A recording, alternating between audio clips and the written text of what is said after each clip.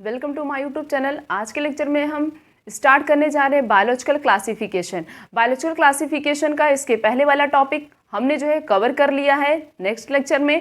आज के लेक्चर में हम डिस्कस करेंगे किंगडम मोनेरा के बारे में। मोनेरा के बारे में स्टडी करेंगे, मोनेरा के अंदर कौन कौन से क्लासिफिकेशन आते हैं और इन सब चीज़ के बारे में हम डिटेल में स्टडी करेंगे। सबसे पहले हम बात करते हैं कि मोनेरा के अंदर एक्चुअली आता क्या है। ये जो 5 किंगडम क्लासिफिकेशन के बारे में किसने बताया था? R.H. विटेकर ने बताया। किस ईयर में बताया था? 1969 में बताया था। तो bacteria is the sole member of Monera. Bacteria जो होता है वो किससे बिलोंग करता है? कौन से किंगडम से बिलोंग करता है? मोनेरा किंगडम से बिलोंग करता है। किससे बिलोंग करता है? मोनेरा किंगडम से। Numbers, largest number of microbes, सबसे ज़्यादा माइक्रोब्स प्रेजेंट होते हैं मोनेरा में। अब इनका हैबिटेट कहाँ पे होता है? कौन से प्लेस में ये सर्वाइव करते हैं? जैसे सॉइल में सर्वाइव करते, एयर में भी पाए जाते हैं, वाटर में भी पाए जाते हैं। मीन्स कॉस्मोपॉलिटिन होते हैं। मीन्स जो चीज़ हर जगह पाई जाती है उसे क्या बोलते हैं? उसे बोलते हैं कॉस्मोपॉलिटिन। तो बैक्टीरिया तो हर जगह पाए जाते हैं। बैक्टीरिया कैन सर्वाइव एवरीवेयर, हर जगह सर्वाइव करते हैं। तो उसके लिए हम बोल सकते हैं bacteria are cosmopolitan. Means bacteria हर कंडीशन में हर जगह सर्वाइव करता है, हर जगह पाया जाता है। और उसके बाद अनयूजुअल हैबिटेट इसका क्या है? जैसे कुछ बैक्टीरिया जो होते हैं एसिड में भी सर्वाइव कर सकते हैं, हाई टेम्परेचर को भी टॉलरेट कर सकते हैं, उसमें भी सर्वाइव कर सकते हैं, और डीप सी में भी पाए जाते हैं। उसके बाद है स्ट्रक्चर और शेप। क्या क्या होता है बैक्टीरिया का? बैक्टीरिया का शेप होता है जैसे कोकस, इसका स्ट्रक्चर इस तरीके से होता है। बैसिलस होता है, बैसिलस का स्ट्रक्चर इस रॉड लाइक स्ट्रक्चर होता है।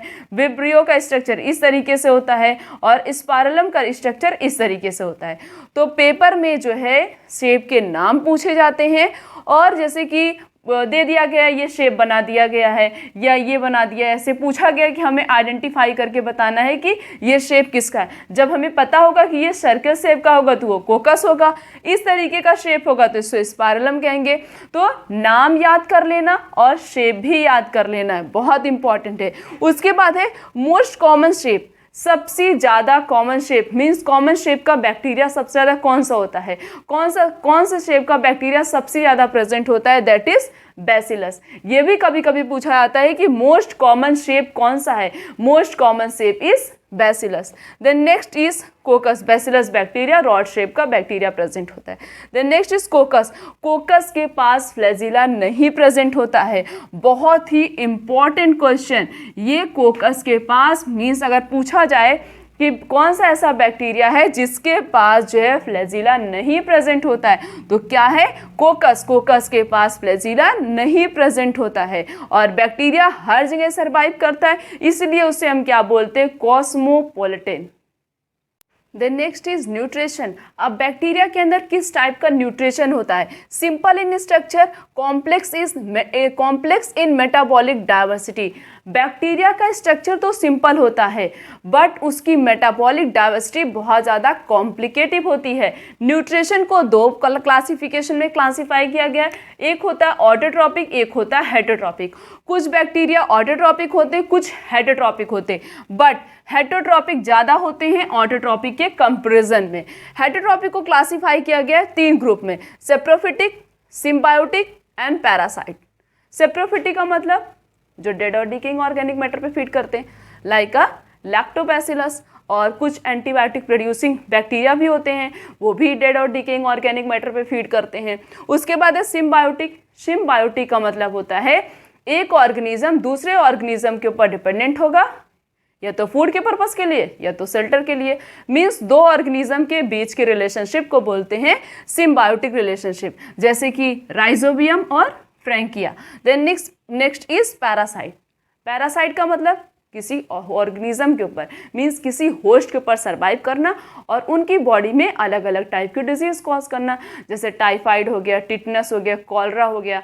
ये सब किससे होता है? पैरासाइट्स हमारी बॉडी पे सर्वाइव करते हैं, वो सब क्या करते हैं? डिजीज कॉज करते हैं। एग्जाम्पल है सिट्रस कैंकर।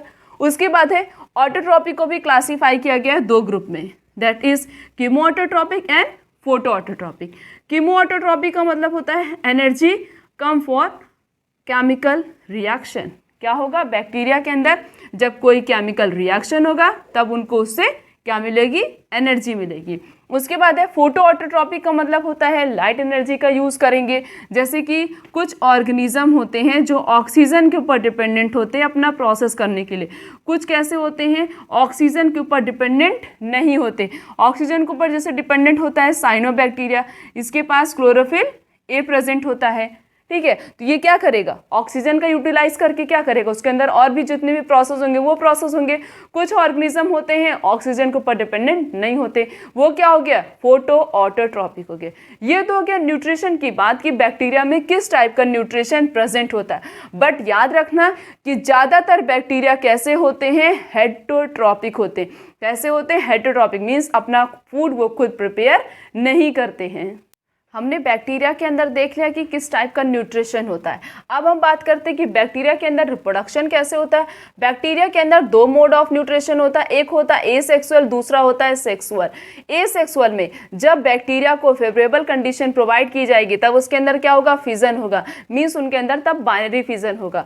उसके बाद अगर अनफेवरेबल कंडीशन प्रोवाइड की गई बैक्टीरिया को ऐसी कंडीशन मिली है जहाँ पे बैक्टीरिया प्रॉपर सर्वाइव नहीं कर सकता, तो बैक्टीरिया क्या करेगा, स्पोर का फॉर्मेशन करेगा। ये तो हो गया एसेक्सुअल रिप्रोडक्शन। अब है सेक्सुअल रिप्रोडक्शन बैक्टीरिया में कैसे होता है, बस बुक में नाम दे दिया गया है सेक्सुअल रिप्रोडक्शन होता है, एसेक्सुअल होता है, बट पेपर में कभी कभी पूछ लिया जाता है सेक्सुअल रिप्रोडक्शन के बारे में। तो सेक्सुअल रिप्रोडक्शन को 3 क्लासिफिकेशन में क्लासिफाई किया गया। सबसे पहला है ट्रांसफॉर्मेशन, दूसरा है कंजक्शन, तीसरा होता है ट्रांसडक्शन।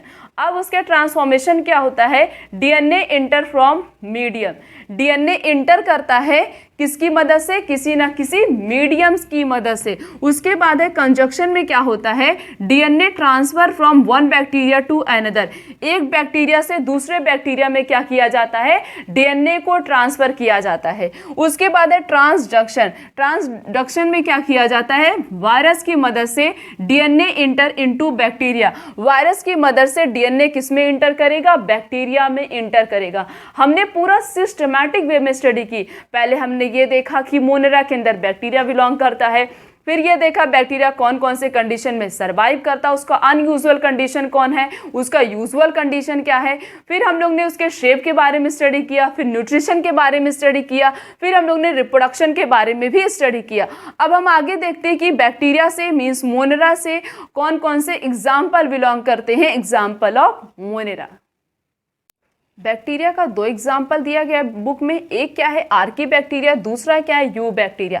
सबसे पहले हम बात करते हैं आर्की बैक्टीरिया। आर्की बैक्टीरिया जो होता है यू बैक्टीरिया से सबसे अलग होता है। ये कैसा होता है, हार्श हैबिटेट, मीन्स किसी भी कंडीशन में, किसी भी टेम्परेचर में, किसी भी हैबिटेट में ये सर्वाइव कर सकता है। क्यों सर्वाइव कर सकता है, क्योंकि इसकी सेल वॉल जो होती हैं और बैक्टीरिया के कंपेरिजन में सबसे अलग होती हैं। इसमें 3 प्रकार के आता है, एक होता है जो मार्सी एरिया में सर्वाइव करता है उसे कहते हैं मिथेनोजेन, जो सॉल्टी एरिया में सर्वाइव करता है उसे कहते हैं हेलोफिल्स, जो हॉट स्प्रिंग में सर्वाइव करता है उसे क्या बोलते हैं, थर्मो एसिडोफिल्स। मिथेनोजेन जैसे मिथानोबैक्टीरिया किसमें प्रेजेंट होता है, रुमिनेंट एनिमल्स। ये जो मिथेनोजेन के पास मिथानोबैक्टीरिया होता है, मिथेनोजेन से बहुत सारे रुमिनेंट एनिमल्स के गट में प्रेजेंट होता है, जैसे काऊ और बफेलो, इन सब के गट में प्रेजेंट होता है। क्या प्रेजेंट होता है, मिथेनोजेन प्रेजेंट होता है। जो सॉल्टी एरिया में सर्वाइव करते हैं उन्हें क्या बोलते हैं, उन्हें हेलोफिल्स बोलते हैं। जो हॉट स्प्रिंग में सर्वाइव करते हैं उन्हें क्या बोलते हैं, थर्मो एसिडोफिल्स। उसके बाद नेक्स्ट हम बात करते हैं यू बैक्टीरिया, जिसमें बुक में लिखा गया है कि इसे ट्रू बैक्टीरिया भी बोला जाता है।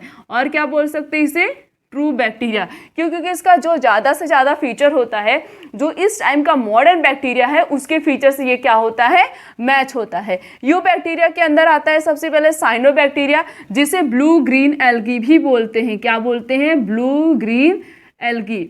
इसके पास कौन सा क्लोरोफिल प्रेजेंट होता है, क्लोरोफिल ए प्रेजेंट होता है। हैबिटेट, यू बैक्टीरिया कौन कौन से हैबिटेट में सर्वाइव करता है, एक्वेटिक होता है, फ्रेश वाटर में भी सर्वाइव करता है और मैराइन वाटर में भी सर्वाइव करता है। इसके पास हेट्रोसिस्ट प्रेजेंट होता है।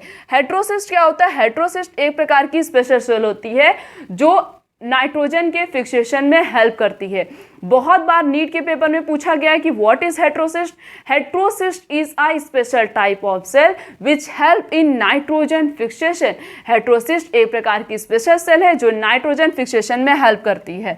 और ये क्या करते हैं, वाटर ब्लूम भी कॉज करते हैं, जैसे कि नॉस्टॉक, एनाबीना और स्पारुलिना। ये क्या होता है, ये तीनों जो है नाइट्रोजन फिक्सेशन में बहुत इंपॉर्टेंट रोल प्ले करते हैं। उसके बाद ज़्यादातर बैक्टीरिया कैसे होते हैं, हेटरोट्रॉपिक बैक्टीरिया होते हैं, जैसे कर्ड मेकिंग में हेल्प करते हैं और डीकम्पोजर की तरह भी एक्ट करते हैं। कुछ केमोसिंथेटिक ऑटोट्रॉपिक बैक्टीरिया होते हैं जो क्या करते हैं, जो बहुत सारे सब्सटेंस के फिक्सेशन में बहुत इंपॉर्टेंट रोल प्ले करते हैं और साथ साथ में रिसाइकलिंग में भी हेल्प करते हैं।